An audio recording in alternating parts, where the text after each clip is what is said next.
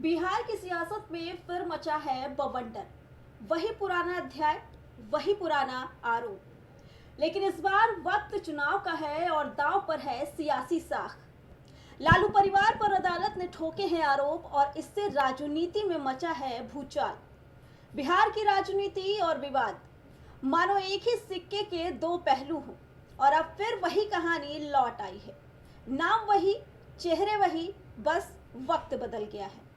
बिहार और राष्ट्रीय राजनीति का एक विवादास्पद अध्याय फिर उजागर हुआ जब दिल्ली की एक विशेष अदालत ने IRCTC होटल घोटाले के मामले में लालू प्रसाद यादव, उनकी पत्नी राबड़ी देवी और पुत्र तेजस्वी यादव पर आरोप तय कर दिए हैं।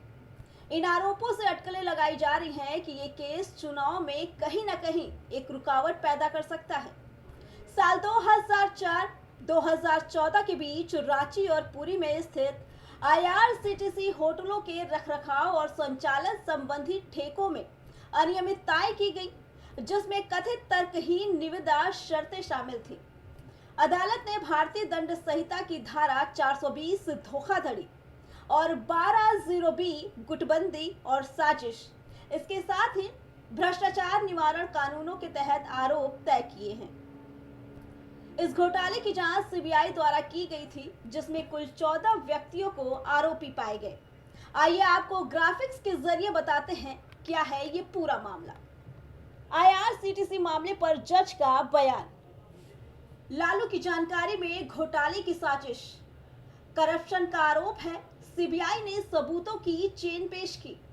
इस मामले में आरोपी व्यापक साजिश में शामिल। लालू के परिवार को फायदा मिला। कॉन्ट्रैक्ट देने के एवज में कम कीमत पर जमीन मिली। राबड़ी देवी को बेहद कम कीमत पर मिली जमीन। अब बताते हैं कोर्ट ने क्या पूछा। क्या आप अपना अपराध मानते हैं? लालू, राबड़ी, तेजस्वी का अपराध मानने से इनकार। हर मुकदमे का सामना करेंगे लालू परिवार का ये कहना। कोर्ट ने राबड़ी देवी को उन पर लगे आरोप समझाए। ये केस गलत है, हम मुकदमा लड़ेंगे, ये राबड़ी देवी का कहना। भ्रष्टाचार निवारण एक्ट, सरकारी पद का दुरुपयोग, ये लालू प्रसाद यादव का कहना। राबड़ी देवी, तेजस्वी यादव, IPC 12(0)B आपराधिक साजिश, IPC धारा 420 धोखाधड़ी। कोर्ट ने नौकरी के बदले जमीन मामले में भी लालू परिवार के सदस्यों को सम्मन जारी किया है। इस मामले में उनकी पत्नी, दोनों बेटे और बेटियां अदालत में पेश होने के लिए कहे गए हैं।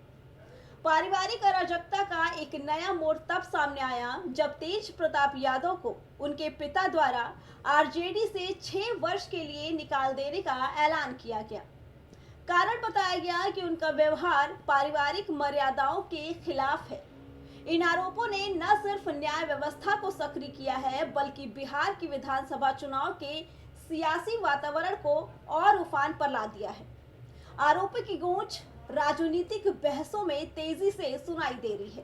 केस जो है हम लोग आगे लड़ेंगे और आप सब लोग जानते हैं कि भाई हम तो पहले कई दिनों से कह रहे थे कि अब चुनाव आया है तो इस तरह की चीजें होंगी, लेकिन फिर भी न्यायालय का हम लोग सम्मान करते हुए हम बस इतना ही कहना चाहते हैं कि हम लोग हमेशा से लड़ते आए हैं और आगे भी लड़ेंगे और तूफानों से लड़ने में मजा ही कुछ और है। हम सब लोग, पूरी बात खत्म हो जाने दो। और हम हमेशा अपने पथ को चुना है, संघर्ष के पथ को चुना है। हम अच्छे मुसाफिर भी बनेंगे और मंजिल पर भी पहुंचेंगे।